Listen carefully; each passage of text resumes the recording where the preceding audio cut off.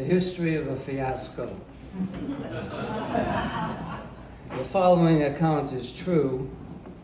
Its events rolled out like a bad dream, in spite of my best intentions.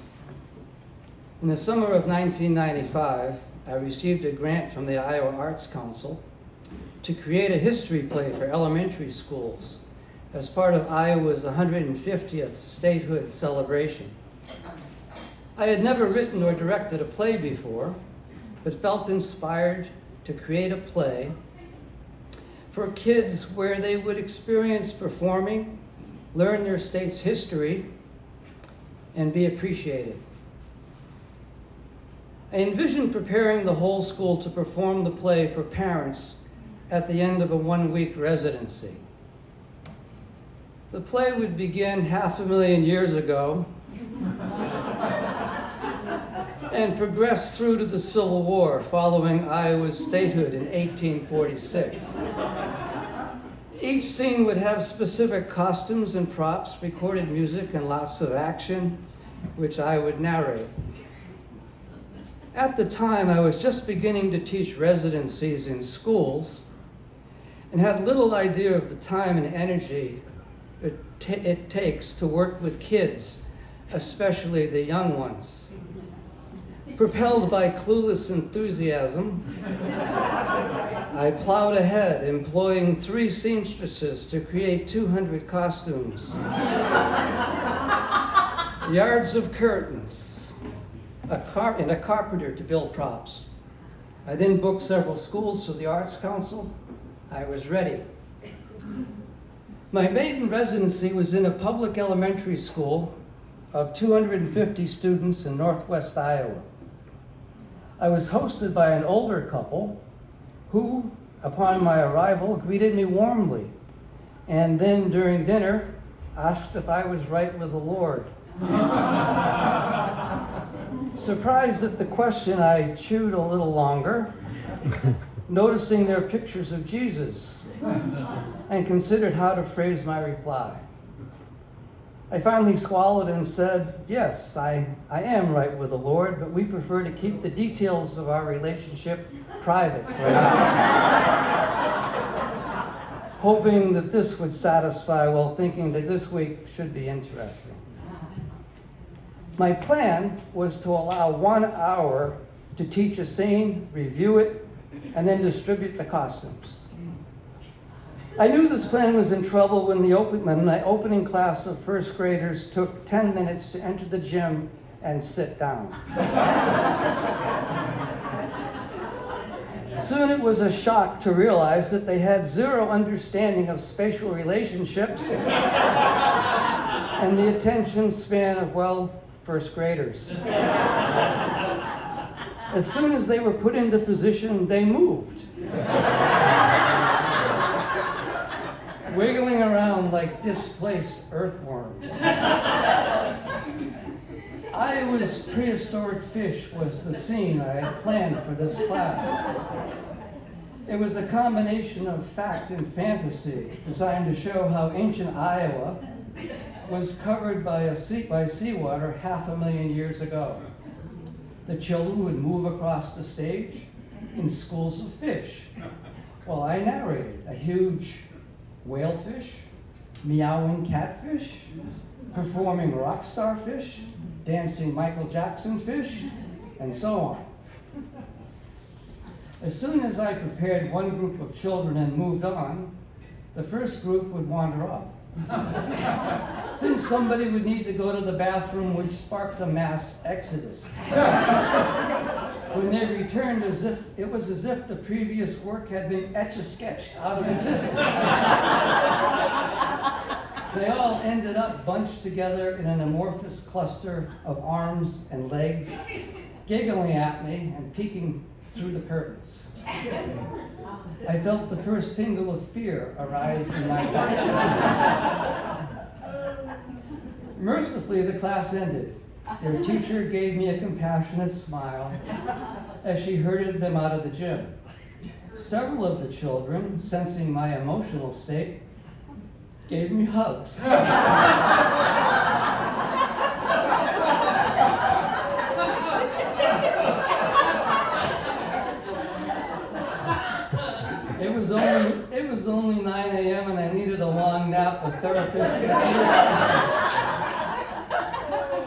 4 more classes to go today, 100 more students, and it was only Monday.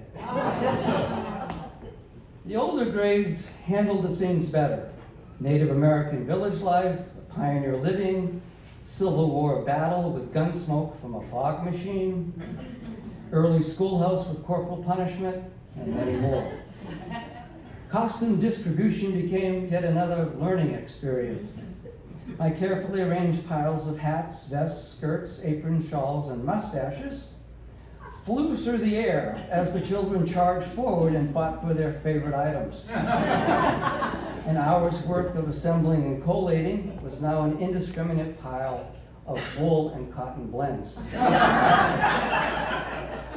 No matter, I expected to make a few adjustments, but I just wanted to beam myself to a planet far, far away.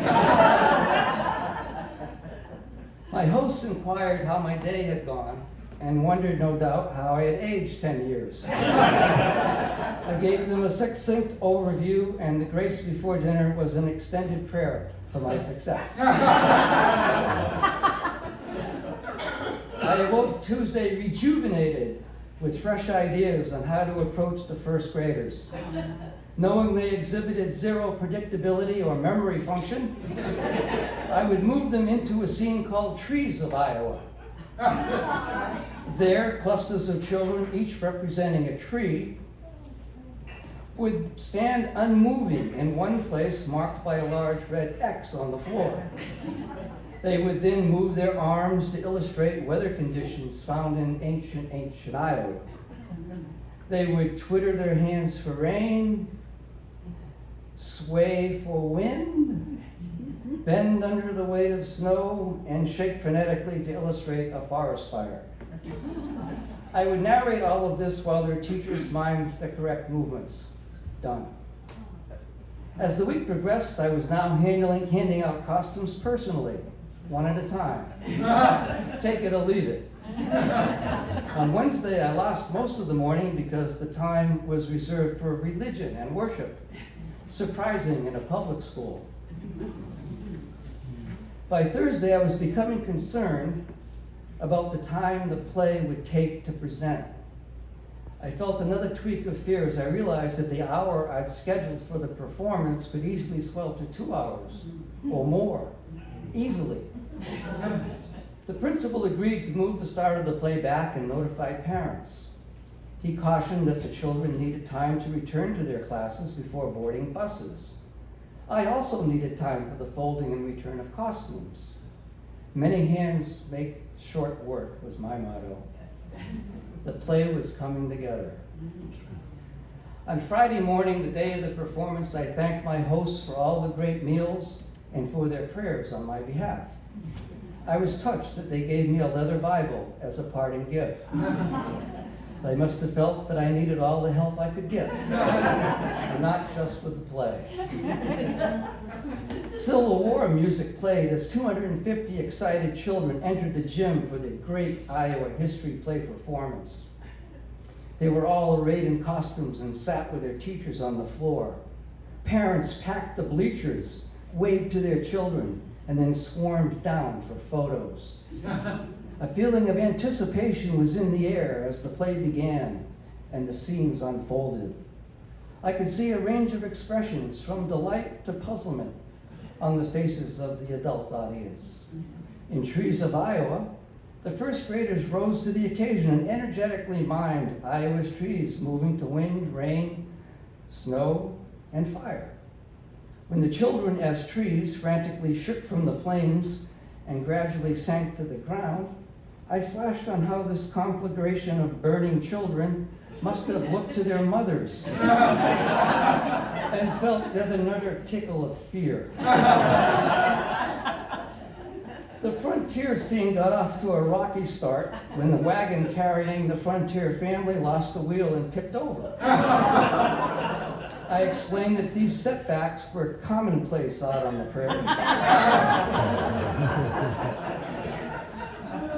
The square dance was loud and lively as dancers swung their partners, do-si-doed, and sidestepped together in pairs down the gauntlet, followed by cartwheels, splits, backflips, break dances, all to enthusiastic applause and without major injury.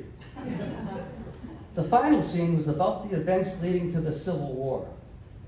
And the principal caught my eye, pointed to his watch, so that I knew the time was short.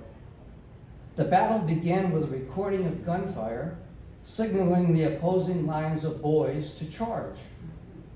Perhaps it was the excitement of being on stage, or acting in front of hundreds of people, or the settling of old grudges. But for whatever reason, instead of just a charge followed by a brief non-contact fight, these boys crashed into each other, swinging away, knocking over curtains and screaming out their battle cry. Their teacher, who was being continually stabbed by several boys, finally fell. He was so large that the girls as nurses gave up trying to drag him off and helped him to a table which collapsed and he flopped down onto it. Suddenly, I realized I could barely see. The fog machine was still pumping out clouds of smoke into the night. The kids in the audience began coughing and shrieking and screaming. Parents started to panic, thinking there was a fire. And then the bell rang out for the buses. Parents were now flooding down from the bleachers trying to find their kids, who were discarding costumes as they ran. Some boys were crying as they struggled to remove the glued mustaches, while being herded toward the exits by their mothers. The principal heroically tried to restore order. He kept yelling that the buses would wait. I was shouting into the mic that the smoke was just stage fog, non-toxic, perfectly safe. And everybody, don't forget to fold and return your costumes. I finally found the fog machine under a curtain and turned it off. I've experienced few moments more lonely than on that Friday afternoon in that empty gym, littered with the detritus of a play gone bad. As far as the eye could see, thrown as if by a tornado, were hats, shirts, aprons, vests, skirts, and fish costumes. Mustaches like little black caterpillars were stuck everywhere. I just stood there for quite a while and took it all in. The costumes, the deserted bleachers, the curtains splayed out on the floor, and all the fog smoke floating innocuously near the ceiling. A janitor came in, looked at the disheveled gym, looked at me, and left. I mechanically started throwing the costumes into bags.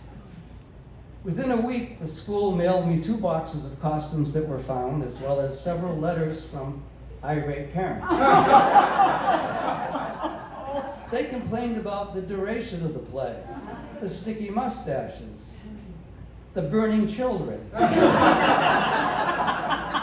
the breakdancing, the violence, and the play's inconsistency with the biblical age of the earth.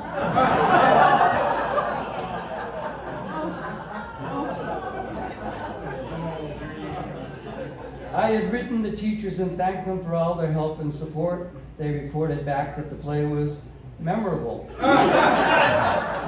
And it was all the kids could talk about. I have now been presenting my great state history play for over 30 years.